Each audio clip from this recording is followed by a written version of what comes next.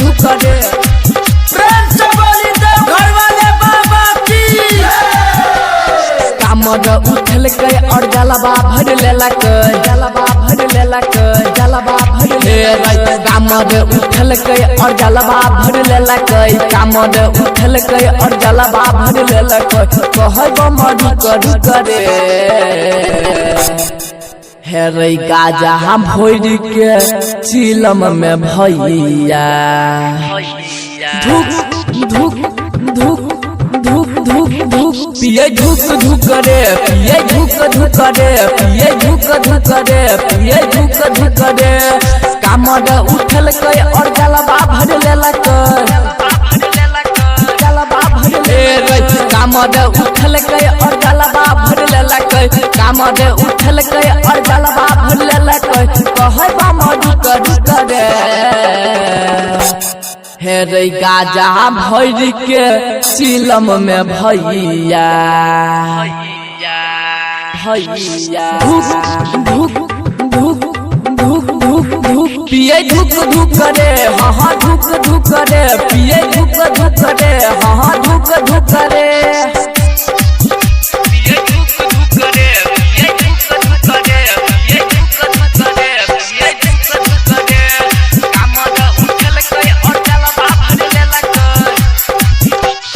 DJ कंसा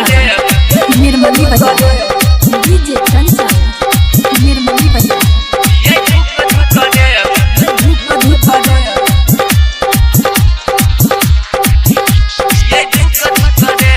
प्रेम से बोली तो घर वाले बाबा की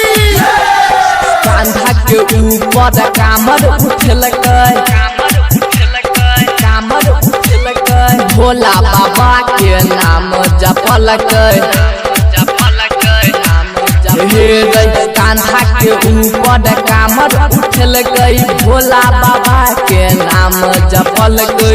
सुया पहाड़ पे चढ़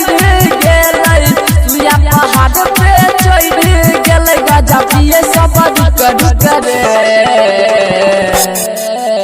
रे गाजा भर के चिलम में भैया भैया धुक धुक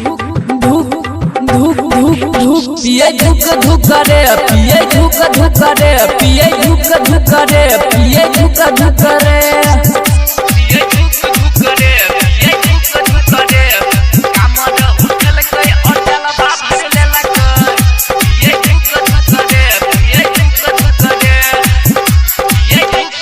डीजे कंसा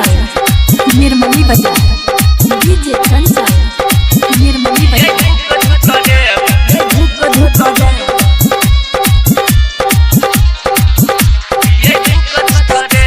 प्रेम से बोली तो घर वाले बाबा की गेरुआ रंग के कपड़ा पिन्हल कपड़ा पिन्हल गाजा पियल पामर बढ़ल गेरुआ रंग के कपड़ा पिन्हल गाजा पियल पामर बढ़ल राइटर राकेश कामर उठल मिथुन मानसल कामर उठल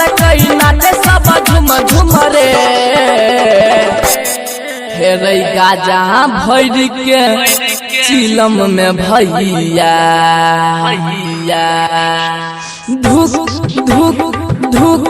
धुक धुक धुक पिए धुक धुक रे पिए धुक धुक रे पिए धुक धुक रे पिए धुक धुक रे कामर उठल के और जलवा भर लेलक कामर उठल के और जलवा भर लेलक कामर उठल के और जलवा भर लेलक कहब मधु रे हे रे गाजा भर के चिलम में भैया चिलम में भैया धुक धुक धुक धुक धुक धुक पिए धुक धुक रे हाँ धुक धुक रे पिए धुक धुक रे हाँ धुक धुक रे presented by DD